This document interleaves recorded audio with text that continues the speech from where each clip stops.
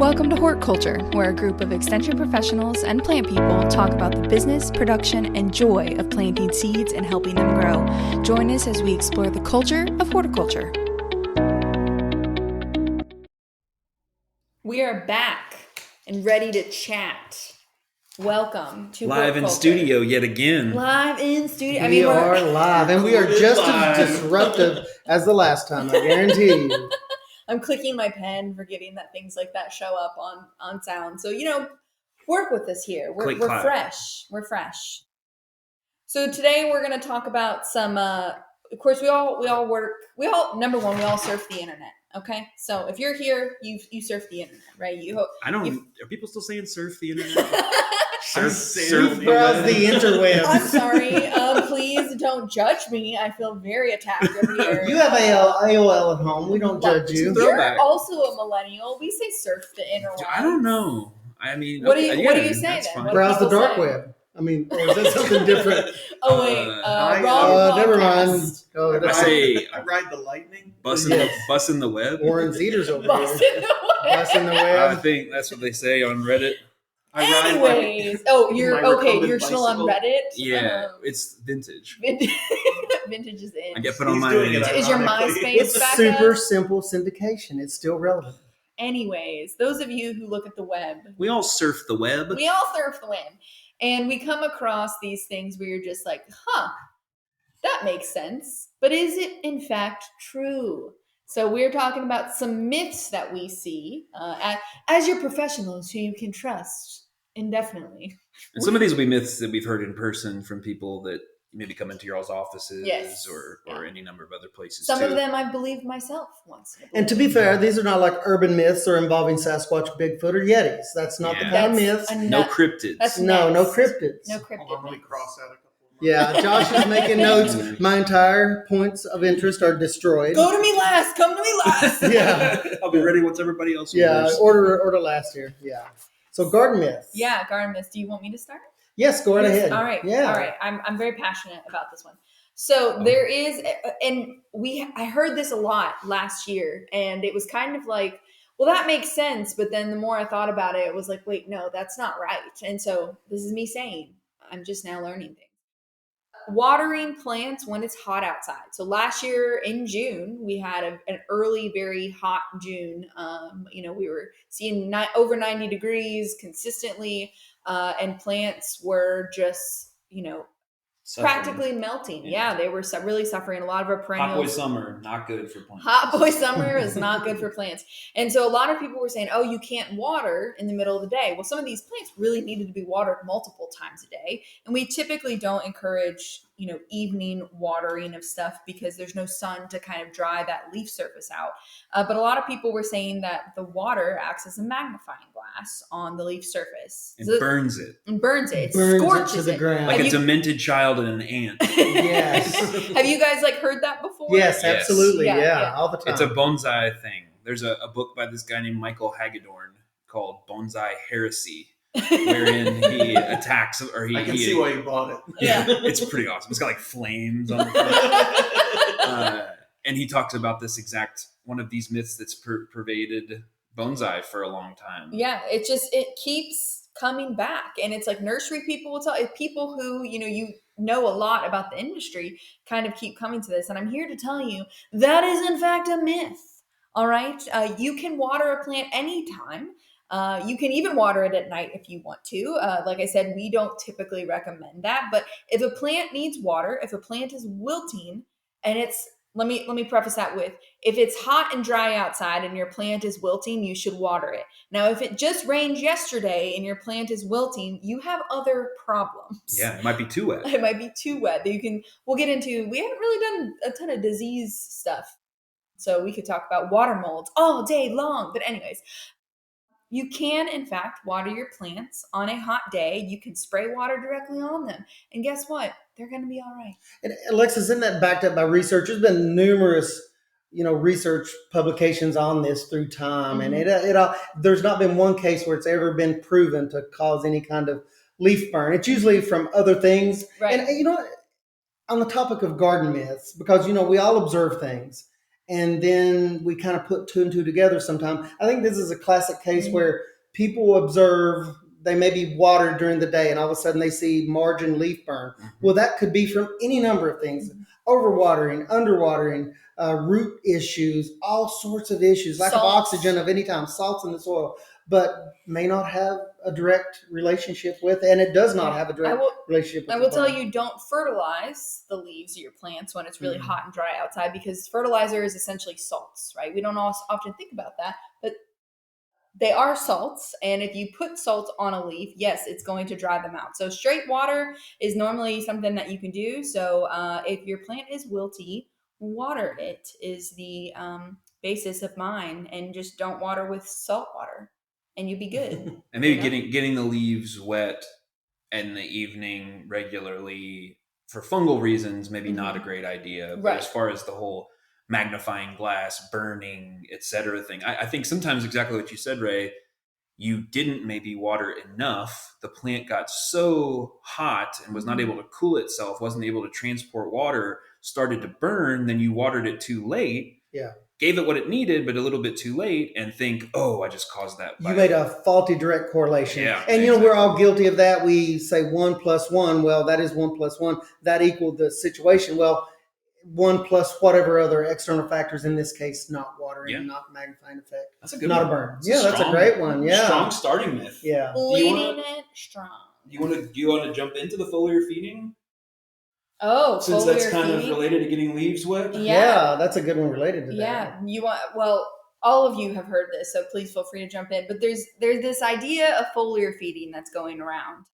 It's been going. I mean, it's not a new thing, but it feels to be like it's caught steam a lot lately. At least in the circles that I run in, foliar feeding seems to be a thing. And an example of foliar feeding that I think a lot of people know is when they have blossom end rot on their tomatoes, and they go to a store because before they come to the extension office, a sad day, and they say, "Here, spray this calcium onto the leaves. It will fix your blossom end rot." Because as we all know on this podcast, blossom end rot is actually caused by lack of calcium in the plant. Well, foliar feeding, like I give this example, I don't know if it's the best example, but it makes sense in my brain. Foliar feeding is more of it's instant. It's more, if you have a plant in really, really bad health, yes, it works. Yes, it can help, but it's a very short-term solution. So I say, if you are feeding the soil, you are therefore feeding the plant. It's kind of like taking your vitamins every day. It's going to keep you healthy. If you take your vitamins, you drink plenty of water, you exercise, all that kind of stuff, it's going to keep you healthy. But if you do get sick, you're going to go take that antibiotic to, hopefully instantly make you better, right? That antibiotic is kind of like foliar feeding. It helps instantly, but if you don't exercise, eat right, take your vitamins, you're going to keep getting sick. And so you're going to... So bigger problems other than just nutrient management. Right. Probably larger issues, and you're putting trying to put a Band-Aid on it? Do foliar feeding? So it's not that you shouldn't use foliar feeding. And like fish emulsion is a big thing. Like a lot of people are using fish emulsion right now, and they're using it as a foliar feed, which number one, stank. I don't know why you'd ever want to run that, but people do it. And they also do the calcium through foliar. And I've done the calcium before because I had plants that really were... it has to do with, you talked about it earlier, respiration. So the way water moves in a plant. Well, when it's really cold, water is not moving up and down the plant. Or really hot either. Or really hot. So calcium moves in water. And so I couldn't get the roots to pull water fast enough to get that calcium where it was needed. So I put on a foliar feed of calcium. So it was instantly where I needed it. But I continued to put calcium at the soil level. So it's not, I'm not saying it's a bad thing, but it shouldn't be the only thing that you're focusing on. Foliar feeding only works for micronutrients. End of story. They've done a lot of research on this. No macronutrients will ever be taken up by foliar feeding. It just doesn't work. And you touched on something else, just the biology of the plant, the way the plant kind of takes in, gives off water, self-regulates the whole water system and moves things around. That works against you with foliar feeding. Not only that, but just certain types of trees and shrubs, plants in general, they all vary wildly in their ability to absorb the micronutrients through leaf tissue. So not only is kind of the biology working against you, but each plant is different in its own individual capabilities. Lots of issues with foliar feeding. When you say macronutrients, Tell us what like nitrogen, phosphorus, potassium, the things that we need in the greatest quantities inside of a plant that are most needed, on average for most plants, cannot be taken up through foliar feeding, only the micronutrients. So that's just another important consideration, is only the micros can be taken up. And once again, each plant has its own different ability to even, take those micronutrients in. So yeah, foliar feeding is something that, I've looked into, and we kind of see, that as one of the ways that we could get extra nutrients in plants. But most of that research was done in the 1940s, 50s. It's older research, and now the newer research is kind of pointing out some of these limitations, I guess, on foliar feeding. And it seems like you're just trying to mask a larger root issue or a growing condition issue. And foliar feeding is not going to correct that. You have to look band-aiding it. Yeah. And then maybe a little micro myth or micro misunderstanding within what Alexis just mentioned is that blossom end rot is caused by a soil deficiency. In most cases, that calcium may be in the soil. It just can't get up because you haven't put enough water on the plant. And so sometimes people will think it's a nutrient deficiency. They'll get sold a bag of calcium carbonate or whatever at the store, put it on, and maybe nothing happens. And so this is an example. It's a very heavy element. It's hard to move around. Yeah. The in this case, the correlation of there is something missing, and it's the delivery system of water to get that nutrient up. So that's just another little, just for those who haven't followed all the pods and aren't familiar with their blossom end rot facts and figures. Well, something related to this, and I'm going to go into witness protection for the next one, okay? Because I have been the name Roy Ticket. Yes, I am Roy Ticket. I live in Albuquerque, yes, I may have to go into protective services after this, but let's talk a minute. You brought it up, guys. Just remember that. But you talked about blossom end rot. I want to talk about the golden bullet of gardening. That's Epsom salts. Epsom salts. Which is what? It's not calcium sulfate. That is not what Epsom salts is. It's magnesium sulfate. And it's interesting that in the garden, that seems to be one of the golden bullets of gardening, is to put that on. If you have a problem, put it on. It's going to make it better. That's the logic. Basically, well, take blossom end rot. Call that a panacea.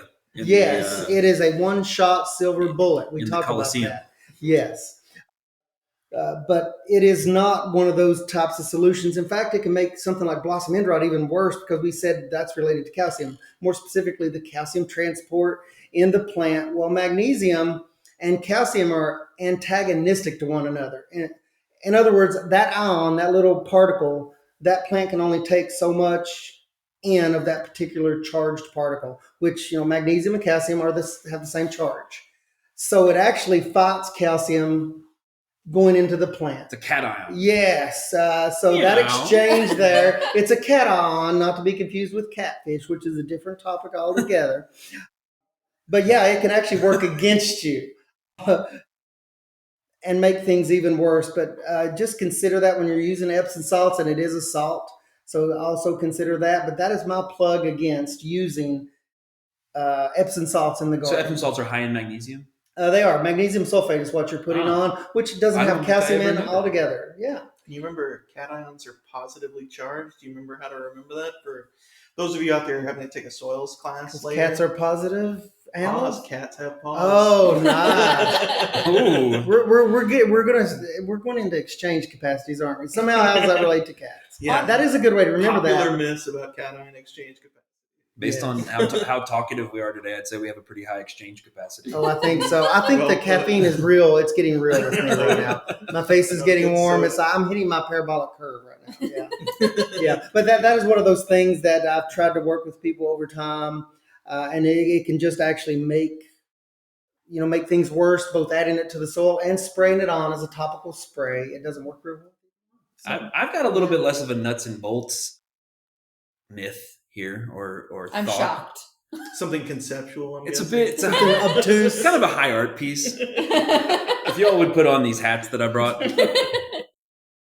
What do you think about the idea that someone says, I just don't have a green thumb. I have a black thumb, or maybe we're the opposite of a red thumb. On the color wheel, the opposite would be red, I guess. A red thumb. Can't grow anything. Are there some people who just don't have it? They don't have what it takes? I think that's called a self-fulfilling prophecy. Maybe it's a lack of interest in the endeavor of which you are undertaking. Well, I've known some people who they think that they would love to grow plants, and they just can't seem to do it, and they become discouraged. I wonder if they're not loving them to death sometimes. Sometimes they can love them to death. I always say that you haven't found the plant that's right for you. So there's plant partnerships, right? So just like you find your life partner or your pet partner or whatever kind of partner you find. I have a podcast partners. Partners. I think we all have a plant. So like anybody in the industry that grows plants for a living will tell you they have at least one, probably multiple plants that hate them. Cypresses. Okay, Josh is a cypress. Or Josh. Brett.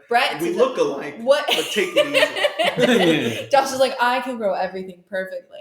Also incorrect. Yeah, also I can't grow, of all things, aloe or air plants. If it's not in a soil media, I can't grow it. So basically, you can't take a plant that needs no additional nutrients and grow them? No, I cannot. I have killed every single air plant. Quit putting your foliar sprays on them, Alexis. Alexis has been foliar feeding Epsom salts just straight. But I can have a greenhouse full of plants that are really hard to germinate, or some things just grow really well for me. So what is your plant partner? Everyone's going to have to divulge their plant partner secret. As if I could pick just one. Okay. Yeah. Ooh, polyamory. Yeah, there you go. So that's what I tell people with the green thumb. You just haven't found the plant for you yet. And I do think that there is also a huge difference between inside and outside plants. Mm-hmm. Oh, yes. And I think that there is a personality, skill set, outlook dynamic to that as well. Like there are people who are good outdoor plant people, and there are people who are good indoor plant people, and there are people who are good at both. I mean, sometimes. Yeah, seems like the indoor situation that's how much light gets in the house. I mean, that's a limiting factor. That indoor environment's tough because I'm big on light meters, and if you want to quantify the amount of light in your house, the quality and quantity, then you can do that. You have a light meter, right? Oh yeah, I do. I got a light meter. Oh yeah, we'll have to compare light meter, buddy. They just fist bump. We just fist bump. So for the bonsai, I alter the water, and I have a pH meter and a light meter, so I go around like measuring the light, measuring the pH. And it's surprising sometimes, is it not? Because it's good to work from data. Put it that way. You think you have more quality coming in. You can't measure it. You can't manage it. That's right. That's it. And a lot of times we just overestimate the quality of light coming into our homes. And I do it all the time. I'm like, it's plenty of light. And I'll look at the light meter and try to put that on some kind of scale, and it's not nearly enough. So, yeah. I think like a lot of indoor stuff it thrives on managed negligence.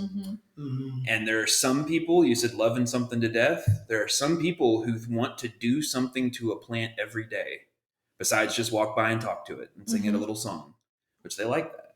They do like that. But they want to be weird. Yeah.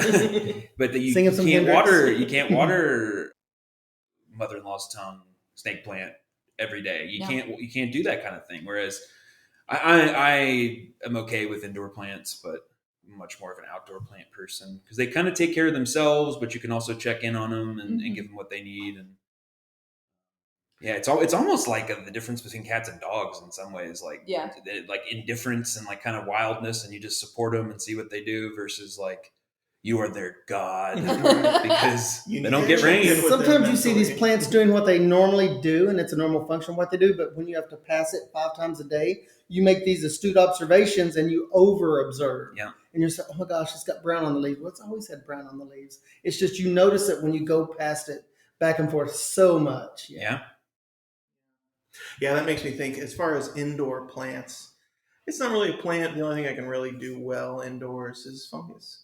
Josh has a heavy black mold problem at his house. We do good. I wouldn't call it a problem so much as a solution. It's like Fall of the House of Usher, but like fungus based. It just collapses. With the and weight now of I am fungi. become mycelium. Yeah. Fungus. You got any myths over there, Mythbuster? Yeah, sure. A couple of them. And I guess the one that is screaming out to me to be said, which I hope, there's no way anybody in here believes this myth, but the idea that clover is a weed. Yeah. No, it's jarring to hear. Well, and it should be important to say that a weed is the definition of a weed is a plant that's out of place. So there's an arbitrary aspect to what gets defined as a weed. So throw back to last week, right tree, right place, not a weed. Right, exactly. Wrong. Whereas, like, Johnson if somebody grass, says place. clover is a weed, their arbitrary decision is incorrect. Their opinion is wrong. You should not have one. But yes, I've heard and seen evidence of people discussing and lamenting how hard they've been fighting to try to get rid of the clover in their yard. It wasn't in my yard. It's a weed in my beds, and I do fight it. Okay, and sure. Wow. Yeah. You thought we knew you. We're gonna pause the podcast to work some things out here. Listen, no, just it's kidding. coming after my Columbine, and we have to fight about it, which is a native plant. I will point out. Yeah. As well. Well, I guess to emphasize in the lawn area. Okay. All right. Because it's important to note that the clover, which is not native to here, was brought over here by the Dutch in the 1600s, has been here longer than the tall fescue that was brought over in the 40s. Boom. Gross. Yeah, there's been a real interest. I don't know. I've gotten several phone calls the last couple of years on people wanting to convert their lawns to all clover lawns, which is there's some specific considerations there, and there's some plant materials now that lend themselves better to that. They're more specifically micro clovers. The micro. I mean, there's some, like, it doesn't have near the traffic tolerance, but there's some real benefits on the ultimate height that the lawn's going to get. There's some really neat considerations, and there's some use case scenarios where it'd be a great choice, I think. But you have to know kind of all the pros and cons. But I'm glad to see that people are starting to consider. Do you mow it still? You can, but a lot of the clovers. Some of it's like the top specifically for lawns stay lower. It'll be uneven. If you want to even it up, you can always mow. Or if you're having grandkids over and you want to take the blooms off because there's bees in the blooms and kids get in there and they get stung. Like the stains of clover don't come out of cloves like fescue stains. The stains are completely different. So there's some things you have to kind of work through to make sure it's for you, and it has not much travel resistance, not much traffic resistance. But I'm so glad that we get those phone calls and we can talk with people about clover lawns, that people are thinking about that. I love it. I just had the image of Ray doing some hands-on experiments by doing baseball slides through clover. Not the knees of all my clovers are green. These clover stains are never these are clover stains. These aren't going anywhere. Go rock star where you run out on your knees and just slide through. I've got a slip and slide, except it's dry. It ends in clover. He's converted his slip and slide to all clover. I did not know that. Sports people told me that, and I had to go look it up. And I asked one of our specialists on campus. I'm like, this sounds like a myth. I was like, this can't be true. And he said, oh no, it's true, because sports people hate clover because it doesn't come out of the uniforms or anything. So I was like, wow, okay. I thought it was not a real thing. But sounds like upgrade your detergent. Yes, maybe get a stronger detergent. Every clover has its stain. Yeah. You know what? I had play clothes as a child. I think everybody should have some. Some play clothes? Play clothes. They still have I still have play clothes. I still have play clothes. Yeah, that's the clothes I have on today. Way too much in a row. Because you're playing too much. Too much playing. Too much fun. Yeah, it's a good one. I like clover. Clovers are good. You know, Josh, I feel like that feeds into another thing that you have disdain for, which is lawns in general. Yeah, I mean, there's a hot take. The idea that he's also going into witness protection. Is a lawn required? A turf lawn, let's say, or a grass lawn? Or even is that really good? Yeah, is it good? Is it something you even want? Well, what's the form and function considerations for that? So the myth is you have to have a fescue lawn, and we would all say that myth should be debunked. You don't have to. No. Yeah. I must say, I am maybe, I don't know, I'm maybe not speaking for everyone here, but I speak for everyone when I say that I am not as vehemently anti-lawn as maybe I once was, in the same way that I'm no longer a purist about the native stuff like I once was. Now, that being said, 80% of our little patch of Lexington is not lawn, but is it? I would say it's more like 90. Mm-hmm. More like 90% of our area has been deleted, and now he has delawned. For lawn. And now it's under control and get defeated. Well, no, I think that there is a utility for a wide open space in some cases. Sure. I think that there are some people who have very active dogs who maybe otherwise aren't going to get necessarily a lot of exercise. I think that there is a value in being able for kids to play on a lawn. I think there are things, and I think mainly what I'm speaking to, I'm getting a little out of pocket here, but mainly what I'm speaking to is that in general, I would like to see us move toward a focus in the discussions of this stuff, not our group, but in general, move away from a shame-based thing, because sometimes people will come over and they'll be like, oh, I'm so ashamed that we have a lawn, or like, I really want to kill our lawn, but I just haven't done it already. And it's like, chill, baby. Everything's going to be okay. Does it work for you? If you can grow it, you can mow it, just if it meets your objectives. Yeah, if you want to do it, I mean, if you want to change it, do it. And if not, don't feel bad about it. But if you do want to, here's how you can do it. And what we did was we did it a little chunk at a time. You sort of expand out and consume the lawn gradually over time. And then you get to a certain point, you're like, okay, let's knock it out. But so that's what I am generally anti-lawn for the main reason of I hate cutting the grass. Sure. I hate it. Oh, I love that. I love cutting. I don't know why, but I don't care if I'm mowing weeds. I don't care if I'm mowing weeds. Totally. I think it's one of those things that I can see what I've done. Are you on a push mower or zero turn? Well, it's a hillside and it's straight up and down, but it's good cardio. That's why you got such picturesque calves. Have you been looking at my calves? I'd be lying if I said I haven't. But no, it's one of those things that's interesting. I have neighbors that hate mowing and they have that done, but how people view that, it's really interesting. Yeah. Well, it can be a big resource sink. I think that's what people are looking Yeah, at. time and money. Yeah, absolutely. Well, and in some places where there's limited water, things like that.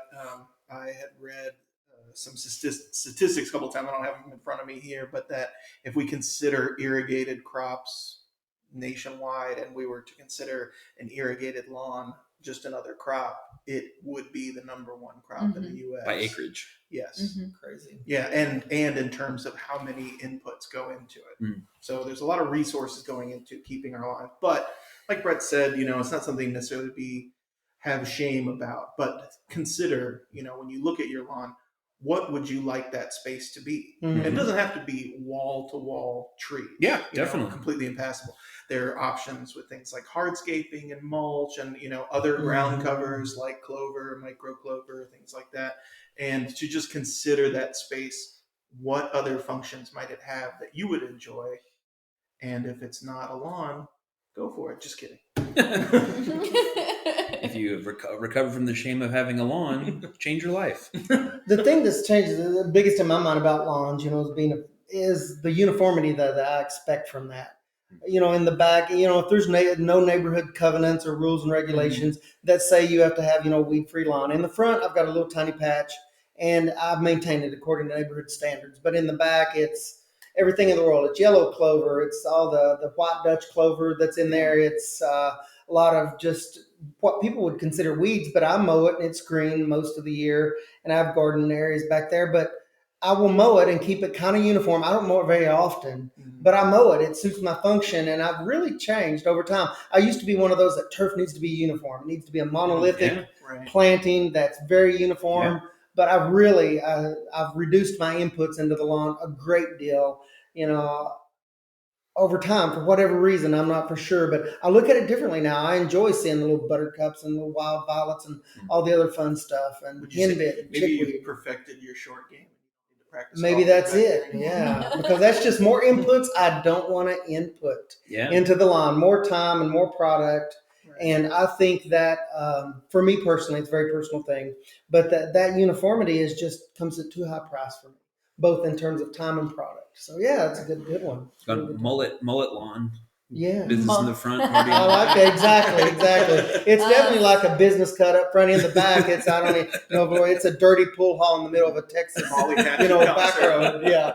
All the pageantry of an Alabama concert. Oh yes, and it's all that in the back. Yes, it is indeed.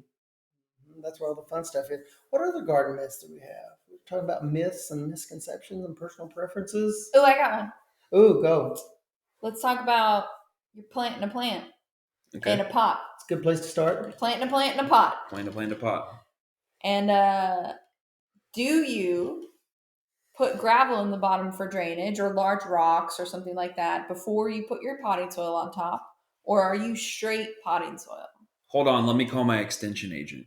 They'll have the right answer, myth free. Hi, it's Alexis. How can I help you? Hi, Alexis. Can I talk to somebody else, please? You yelled at me last time. Can we talk to somebody that knows something about plants? If this is about the gravel again, you know what I'm going to say. Okay, I really want to put the gravel in.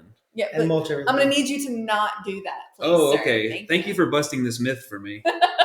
So don't put gravel in the bottom. And seed, yeah. So gravel, it disturbs the water column. And so it goes down to, so you've got this potting soil, right? It's got a nice fine texture to it. Water won't move. Eventually it will, but it won't move very quickly in the way that your plant roots need it to move from that fine texture to that coarse gravel texture. So you create kind of this false layer going on there, and it will just hang out. And what we all know, is that your roots, most of the time, unless it's a bog plant, which is a different story, but for most of us, your plants don't like to sit in water. And so that water will sit right there in that potting soil where all those roots are, and it will rot them. And you get disease issues and things like that. So it's better for it to be complete potting soil as long as you have a drainage hole in the bottom. So if you buy one of those pretty pots that doesn't have a drainage hole in it, you best be getting your drill out. And I'm assuming the drainage hole provides all the actual air the roots need. Is that the case? If it has air holes in the bottom, drainage holes, that also acts as, we get that question every now and again. Is leaving. Yeah, I believe that the water pulls the air down through the top of the water So column. that really doesn't have an impact on much at all. Physics. I guess that would be physics, right? Yeah, oh, yeah. I don't know. I'm a horticulturist. She's more of a concept person. I'm more of a big picture person. I think this is what dumb people call physics. I mean, it's for me, it's just the way things work. For me, it's just the way plants grow. So, anyways, don't put gravel in your pots, people. Yeah, because that does feel like it's one of those where you can understand the thinking. Yes. That if you have we use gravel as a driveway, there's water can go down through it and get out. But if you have it in a dense substrate and it hits an area that has significantly more airspace in it, it doesn't have that kind of adhesive and cohesive effect to continue to pull the water at the bottom of the pot, and it just sort of slows it down. Now, there are cases where you're going to maybe use a gravel or gravel type substance throughout the pot, and you know a lot about that, Brett. I know all about it. Tell us about how you use these larger soil structures. Yeah, in cases where you want the soil to dry out even faster, you're going to create a rougher texture with more space throughout the water column for water to flow through. It holds more space for air to sit there. This is used in things like bonsai or things that you need like a kind of a sort of a substrate, orchid bark mix, that type of thing. And so in that case, you might have a very rough texture. Very few bonsai are grown in like a traditional peat moss soil media. A lot of it's a blend of lava, pumice, and this other kind of clay-based thing. But it's a very dry mix, and it drains very freely. But again, it's the more or less the same consistency all the way throughout the mix, so that it can drain out the bottom. So if you're worried about a plant not having enough drainage, you need to mix in that. I wouldn't recommend gravel. I'd go with something like perlite, but that's what I've used. Cacti mixes, stuff like that are going to have a heavier perlite, but you're mixing that through the whole pot. The whole pot is ideally the same consistency. You don't have those layers of different things in your soil. It doesn't have to do with gravel being bad. It's just that the difference in particle size within that media mix is what causes the issue. Makes sense. It's a good one. Another one, it is a good one. He's like, anyway, it's a good one. Moving on. Good one. I'm going to go home and now I got to go home and take the gravel out of the bottom of every single plant, because I wondered why water was standing on top. I don't know. He kept calling, and there was a busy signal because I kept asking Alexis if I should put gravel in mine. Gravel, which we get that all the time. People they have a hard time believing that. They really do. Yeah, because they will say, "Well, that makes no sense, no common sense." Yeah. But it's interesting, and you mentioned it, adhesive, cohesive forces. The water just doesn't move right. Yeah, It does not want to leave that area of fine material. It's crazy. Holding on to the water. It's crazy. Yeah, and that's a huge one. Just to make it a little more meta, when you plant a plant in the ground, the soil water column is now, I mean, not infinitely deep, but it's immensely deep. And so the structure and the pressure of pulling down from that type of environment, that's why plants in the ground will grow a little bit faster. That's why the water can move differently through those through that type of strata, is because you have the whole earth essentially acting like your pot. Whereas when you're growing something in a pot, you are in control of that whole little thing. And so and you take that native soil and you put it in like a container garden. People wonder why it turns to concrete. You disturb the soil column and its permeability factors. So once you take out that natural movement, that soil, even though, let's say you did not disturb the soil at all, you were able to take a perfect scoop, 10 inches deep, and take that exact soil and stick it in a container. It's going to turn to concrete, and it baffles people. Why does it do that? Well, you've disturbed that natural ecosystem and that column of soil that is more than just that 8 to 10 inches of good topsoil, whatever. So the soil physics is a whole thing. Yeah, and that could be a great topic for the future. Wild, yeah, just all of that goes into soil. Shout out soil. Yeah. What up? Shout out. All right. Any other myths we've got that we hear a lot of? It's like an infinite amount, but. Well, it's not a myth. I mean, I ran onto this one just a couple of years ago, and I had to think about it. And something that we recommend a lot is, of course, if you're pruning something like fire blight, of course, you need to sterilize your pruners, in between ever so many cuts, because you don't want to spread the disease or whatever problem you're trying to prune out. We always say, a quick and easy solution is to use like a diluted bleach water solution to clean your tools.